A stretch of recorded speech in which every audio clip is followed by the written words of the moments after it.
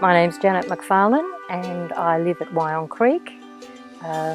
We moved here in 2004 and we have 15 acres here, and we just have some cattle just as to keep the grass under control and that, but we really do love being near the river, even though we do have floods every now and then.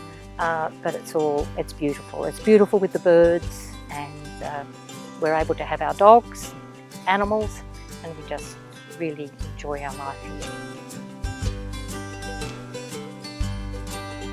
We'd lived in the same home at Wurrunga for 25 years, and I always said, because it was so beautiful and it was built in 1898, and I always said I'd go out feet first from there.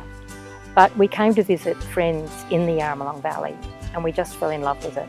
But then I had sight problems, and I was also working, I do charity work, and I was also administrator of the Merrymakers, a disabled dancing group.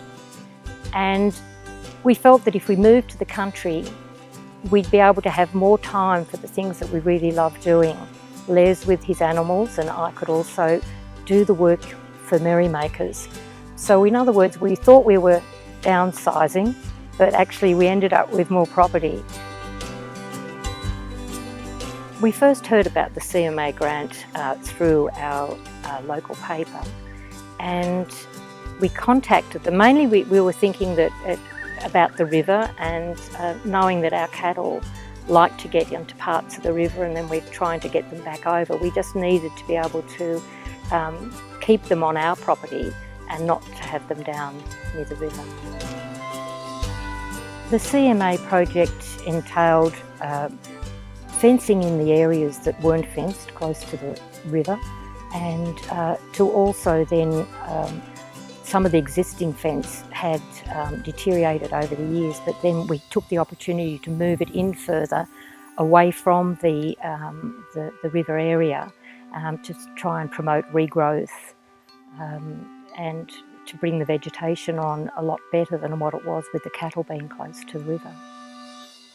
We chose a mixture of fencing, mainly because we are in a floodplain here and the river does rise during the heavy rains. We rather enjoy the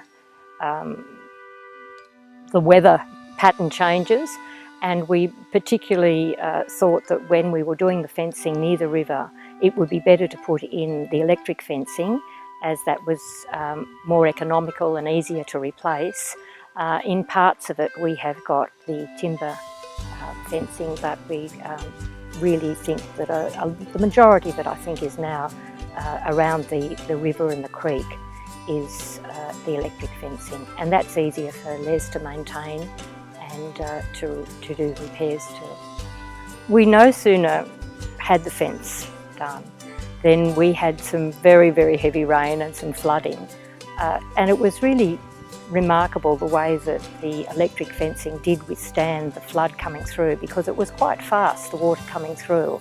And I think that was a really good decision to mix the fencing, and we're very pleased with the way that worked out. It was really put to the test. The whole thing went really very, very smoothly. I think the most challenging thing was filling in all the paperwork, and when it first came I thought, oh, why did we say we were going to do this?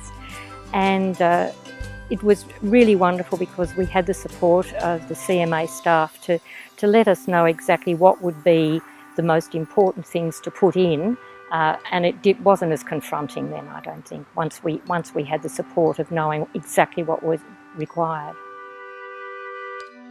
For the future, I'd like to think that the work that we've done here with the help of the CMA, that we'll be able to see changes in better river quality, regrowth of the vegetation, and it will just be well cared for, and that we can continue to look after this property in the best way possible. I think if we all care for the land, then we're going to leave a legacy for the next generation.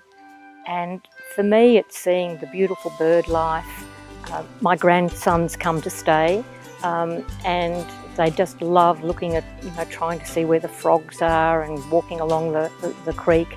And Will and I have become very interested in trying to find out the types of birds, and he loves the house martins that are outside the bedroom window.